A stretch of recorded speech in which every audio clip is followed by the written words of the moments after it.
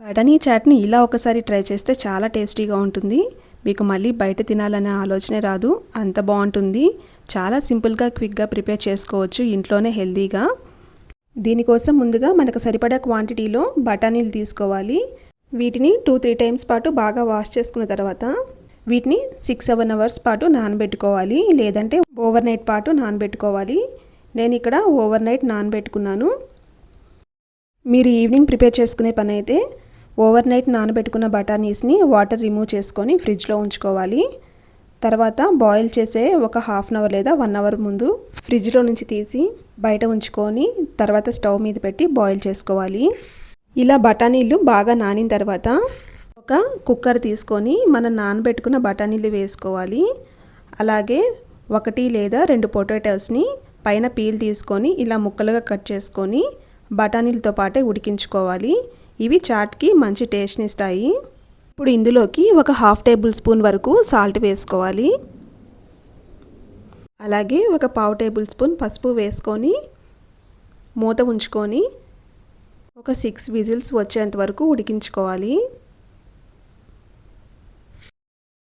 ఇలా 6 విజిల్స్ వచ్చిన తర్వాత ఒక 2 మినిట్స్ తర్వాత మూత ఓపెన్ చేసుకొని ఒకసారి చెక్ చేసుకోండి. పొటాటోస్ అలాగే బఠానీస్ మెత్తగా ఉడికాయో లేదో ఒకసారి చెక్ చేసుకోండి. 6 విజిల్స్కి బాగా ఉడుకుతాయి. బఠానీస్ కూడా చూడండి ఎంత స్మూత్గా ఉడికాయో. ఇప్పుడు ఒక స్మాషర్ తీసుకొని ఇలా పైన స్మాష్ చేసుకోవాలి, లేదంటే మీ దగ్గర పప్పు గుత్తి ఉంటే దాన్నైనా యూస్ చేసుకోవచ్చు. ఇలా బఠానీలను ప్రెస్ చేసుకుంటూ స్మాష్ చేసుకోవాలి. మరీ మెత్తగా కాకుండా ఈ వీడియోలో చూపిస్తున్న విధంగా ప్రిపేర్ చేసుకోవాలి. మరీ మెత్తగా చేసుకున్నట్లయితే పప్పులాగా అయిపోతుంది, టేస్ట్ అంత బాగుండదు. ఈ వీడియోలో చూపిస్తున్న విధంగా ఇలా పైన ప్రిపేర్ చేసుకొని దీన్ని పక్కనుంచుకోండి. ఇప్పుడు ఒక ప్యాన్ పెట్టుకొని 2 టేబుల్ స్పూన్స్ వరకు ఆయిల్ వేసుకోవాలి. ఆయిల్ వేడెక్కిన తర్వాత 1 లేదా 2 కట్ చేసుకున్న ఉల్లిపాయలు వేసుకొని ఇలా కలుపుకుంటూ ఫ్రై చేసుకోవాలి. అలాగే ఇందులోకి 2 కట్ చేసి పెట్టుకున్న టొమాటోస్ని కూడా వేసుకొని ఇలా ఒక 2 నిమిషాల పాటు కలుపుకుంటూ ఫ్రై చేసుకోండి. ఇప్పుడు ఇందులోకి ఇలా కట్ చేసి పెట్టుకున్న కరివేపాకును కూడా వేసుకొని ఒకసారి కలుపుకోండి. ఇవి ఇలా మీడియం ఫ్లేమ్లో ఉంచుకొని స్లోగా కలుపుకుంటూ ఫ్రై చేసుకోవాలి. ఇప్పుడు ఇందులోకి రుచికి సరిపడా సాల్ట్ వేసుకోండి. మనం ఇందాక బఠానీ ఉడికించేటప్పుడు వేసుకున్నాం కాబట్టి కొంచెం తక్కువ వేసుకుంటే సరిపోతుంది. అలాగే 1 టేబుల్ స్పూన్ వరకు కారం వేసుకోవాలి. అలాగే పావు టేబుల్ స్పూన్ వరకు పెప్పర్ పౌడర్,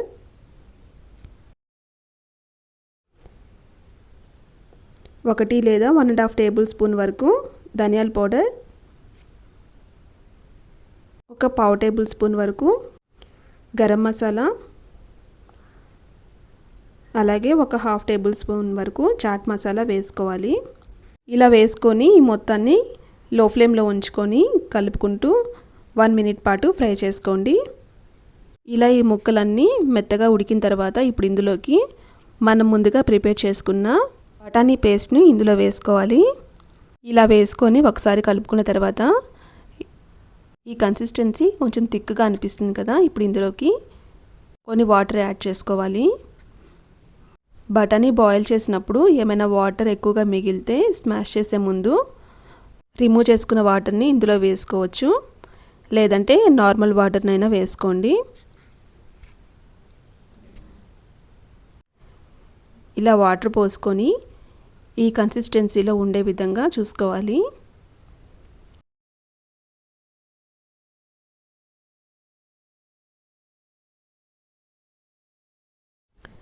ఇలా ఈ బఠానీ చాట్ని కలుపుకుంటూ లో ఫ్లేమ్లో ఉంచుకొని ఒక 2 నిమిషాల పాటు ఇలా ఉడికించుకోండి.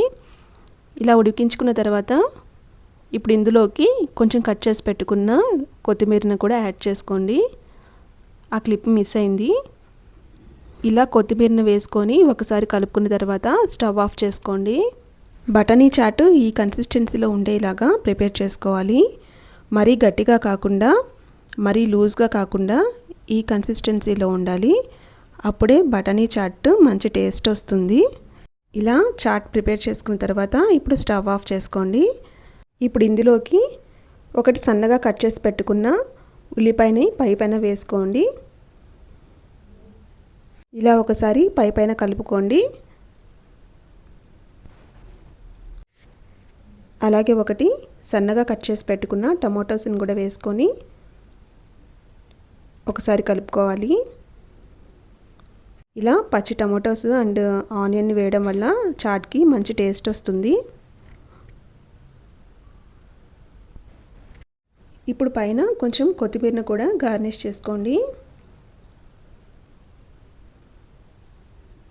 అలాగే కొన్ని ఇలా ఫ్రై చేసుకున్న పల్లీలను కూడా వేసుకోండి.